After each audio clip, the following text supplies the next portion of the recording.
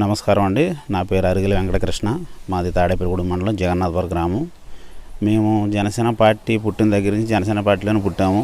Janasena party కోసం పనిచేస్తున్నాము. మేము Janasena party కారణం ఏంటంటే ఆయన ఎన్నో మంచి లైఫ్ని ఎంతో త్యాగం చేసి ప్రజల కోసం వచ్చారు. ఆయనకు మన వంతు కూడా మనం ఆసరాగా నిలబడదాము. కార్యకర్తలా నిలబడ్డాం. కార్యకర్తలా నిలబడి కింద మీద పడుతూ కూడా, ఎందుకంటే సామాన్యులు జెండాలు పట్టుకునేటప్పటికి చాలా చులకనగా చూసేవారు.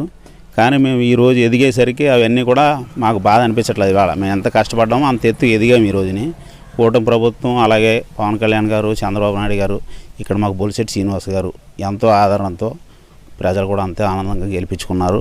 అలాగే ప్రజలు కూడా చాలా ఆనందంగానే ఉన్నారు. ఎందుకంటే అండి, రోడ్లు లేవు. ముందు ఏ మనిషికైనా నడవడానికి దారి కావాలి. ఎవరు బతుకాళ్ళు బతుకుతాం, ఎవరి కష్టాలు వాళ్ళు పడతాం, ఎవరు ఇబ్బందులు ఉంటాయి. కానీ ముందు దారి అనేది ఏర్పరిచారు. రోడ్లు ఇబ్బంది లేకుండా, అలాగే రైతులకి ఇబ్బంది లేకుండా ప్రజలు ప్రశాంతంగా బ్రతుకుతున్నారు. ఎవరి పని వాళ్ళు, ఎవరికి భయపడేదే లేదు. మీరు బతకండి అని స్వేచ్ఛనిచ్చారు. గతంలో రోడ్డు ఎక్కాలంటే భయపడేవారు. గతంలో ఏదన్నా క్వశ్చన్ చేయాలంటే భయపడేవారు. ఈరోజు ప్రభుత్వ మన ఆఫీసులకి వెళ్ళినా వాళ్ళు ఇచ్చే పలకరింపు, ఏం కావాలంటే మీకు ఏ విధంగా సహాయపడదు. ఈరోజు ఒక ప్రైవేటు మనం షాప్కి వెళ్ళామనుకోండి, ఆయన ఎలా రిసీవ్ చేసుకుంటాడో, మనం కొనకపోయినా కొనే విధంగా ఆయన మనల్ని మైండ్ అవుట్ చేస్తాడు. అలాగే ఇప్పుడు మనం వెళ్ళామంటే ప్రభుత్వ ఉద్యోగుల దగ్గరికి మనకిచ్చే రిసీవ్, ఎందుకంటే మనం సాయం చేస్తామో లేదు, ముందు ఎదుటి మనిషిని పలకరింపులోనే అతను సగం బాధ తీరుద్ది.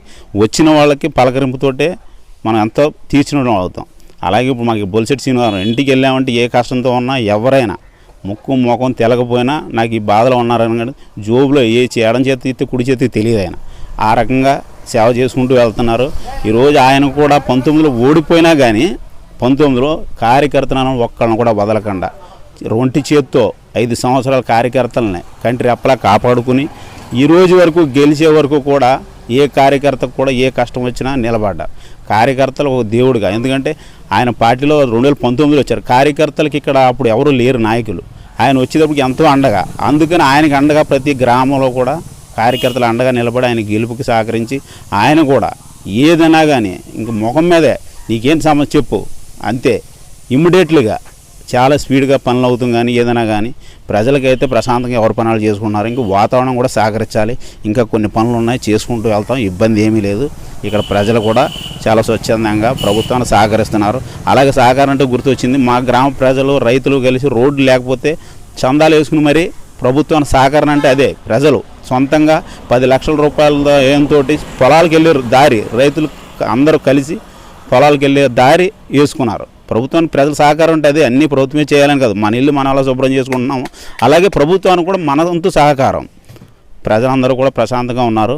ధన్యవాదాలు. మీ గురించి చెప్పండి. మరి మీరు రాజకీయాల్లోకి ఎప్పుడు వచ్చారు? ఇప్పటివరకు ఏమేమి పదవులు చేపట్టారు? మేము ఒక కార్యకర్తలాగా వచ్చాము సార్. జెండా పట్టుకున్నాం. కానీ అప్పుడు చెప్తున్నాను కదా, అప్పుడు ఎవరు కూడా మా పిల్లల్ని వేసి తిరుగుతున్నారు, ఈడేంట్రా అనేవారు. అప్పుడు జగన్నాథపురాన్న కనీసం నామినేషన్ వేయడానికి కూడా ఎవరు లేరు. ఎంపీటీసీ 1గా నేను నామినేషన్ చేసినప్పుడు అందరూ నవ్వారు. ఎందుకురా నువ్వు డబ్బులు పాటు చేసుకుంటావు, రాజకీయం అంటే డబ్బులు పోతాయి, ఎప్పుడు రాజకీయాలు నీకెందుకు రాజకీయాలు అంటే, పవన్ కళ్యాణ్గా భావజాలం. పవన్ కళ్యాణ్ అంత ఆస్తి అంత ఉన్నా కూడా, ఎంతో స్టేటస్ ఉన్నా కూడా ప్రజల కోసం వచ్చాడు. మన వంతు మనం ఆయనకి వెనకాల నడుద్దాం, మన వంతు మన బాధ్యతగా నిలబడదాం. ఇప్పుడు మనిషికి తల్లిదండ్రులు ఎంత ముఖ్యమో, బాధ్యత ఎంత ముఖ్యమో, అలాగే స్నేహితులు ఎంత ముఖ్యమో, సమాజం కూడా అంతే ముఖ్యం. మన వంతు సమాజానికి ఎంతో కొంత మన వంతు. ఇప్పుడు మనం 100 రూపాయలు సంపాదించుకుంటే కనీసం సమాజానికి దాంట్లో 10 రూపాయలన్నా మనం వేచించాలి. మన వంతు బాధ్యతగా ఉండాలని చెప్పి మేము రాజకీయాల్లోకి వచ్చాం. రాజకీయాలు వచ్చిన దగ్గర నుంచి కూడా ఇబ్బందులు. ఆ రోజు మేము నామినేషన్ వేసినప్పుడు కూడా చాలా ఇబ్బంది. నిజంగా అసలు ఏలూరులో కౌంటింగ్ రోజు చూస్తే అసలు మామూలుగా కాదు, ఎంత దౌర్జన్యం చేశారంటే అంత దౌర్జన్యం చేశారు. ఇప్పుడు మరి మీరు స్కూల్ మేనేజ్ కమిటీ చైర్మన్ అయ్యారు. మరి మీ ముందున్న బాధ్యతలు ఏంటి? మేము స్కూల్ మేనేజ్మెంట్ వెళ్ళగానే నేను తీసుకున్నది భద్రత కల్పించాలని చెప్పి 25,000 మా సొంత డబ్బులు ఖర్చు పెట్టి సీసీ కెమెరాలు ఇచ్చాను స్కూల్కి. నేను స్కూల్లోకి వెళ్ళగానే అక్కడ కనుక్కున్నది ఏంటంటే, ఇక్కడ ఏంటి ముందు మనం ఏం చేయాలంటే, ముందు నైట్ దొంగలు వచ్చి ఫ్యాన్లు ఎరగొట్టడం, బెంచీలు ఎరగొట్టేస్తున్నారు అన్నారు. అప్పుడు మనం ఏం చేయగలం?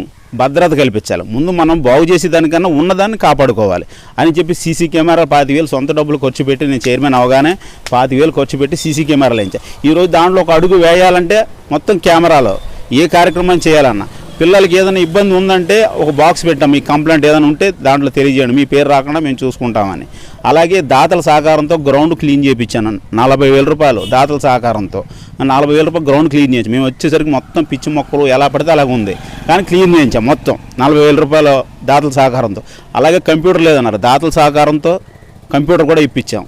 అలాగే ఒక్కోటి పిల్లలు ఆడుకునే వస్తువులు లేకపోతే దాతల సహకారంతో నేను వచ్చిన దగ్గర నుంచి నా వంతు బాధ్యతగా. స్కూల్లో ఎంతమంది పిల్లలు ఉన్నారు? పిల్లల పెరుగుదలకి మీరేం కృషి చేస్తారు? పిల్లల పెరుగుదలకి మొన్న 10th క్లాస్ కూడా మా స్కూల్కి మంచి రిజల్ట్ బాగా వచ్చింది, మంచి పేరు వచ్చింది. మేము సంవత్సరం పదవి చేసి సంవత్సరం అవుతుంది, ఇప్పుడు ఆగస్టు 8కి మేము వచ్చిన దగ్గర నుంచి కూడా చాలా బాగా పిల్లలు కూడా చదువుకుంటున్నారు.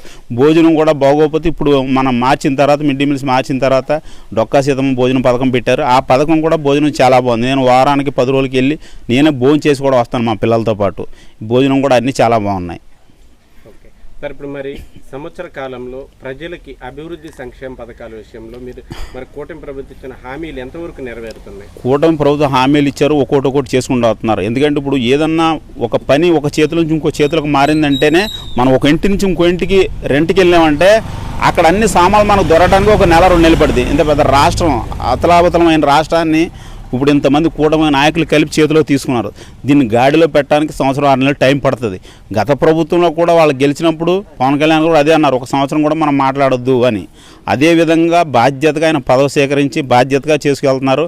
ఆయన పదవి రాకముందు ఎంత పోరాటం చేశారో పదవి వచ్చిన తర్వాత అంత బాధ్యతగా మాట విధానం బాధ్యతగా చేసుకుంటూ వెళ్తున్నారు. అదైతే మాత్రం చాలా బాగుందండి. గత 5 ఏళ్ల పాలనకి ఇప్పుడు మన ప్రభుత్వ పాలనకి గతంలో మనం ఏం నష్టపోయాం, ఏం కోల్పోయాం, ఇప్పుడు ఏం చేస్తాం? గత ప్రభుత్వంకి ఇప్పుడు తేడా ఏంటంటే డబ్బు ఇచ్చేస్తే కాదండి, మనిషికి ధైర్యంగా బతకడానికి ధైర్యం ఇవ్వాలి. నీ పని నువ్వు చేసుకో. డబ్బు ఇవాళ అయితే రేపు ఖర్చు పెట్టేస్తాడు, కానీ అతనికి రేపొద్దున్న భవిష్యత్తు, ఇప్పుడు ఏదన్నా ఇక్కడ ఇండస్ట్రీ ఏదైనా వచ్చిందనుకో ఉద్యోగం భవిష్యత్తు ఉంటుంది.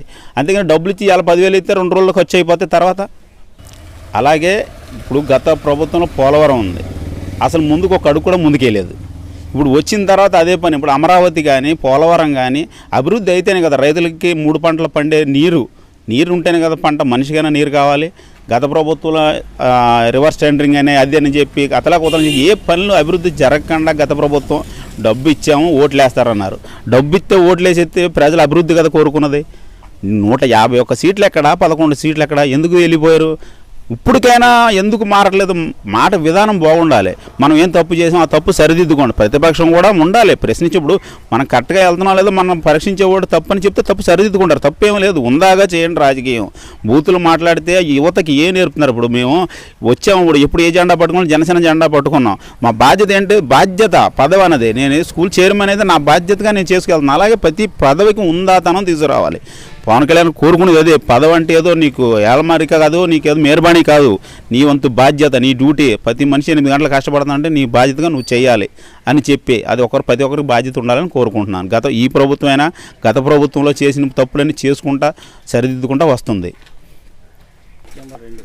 అలాగే ఇప్పుడు రాను సెప్టెంబర్ 2వ తారీఖున మా పవన్ కళ్యాణ్ పార్టీ అధ్యక్షులు పవన్ కళ్యాణ్ గారికి ముందుగా పుట్టినరోజు అడ్వాన్స్గా పుట్టినరోజు శుభాకాంక్షలు తెలియజేస్తాం.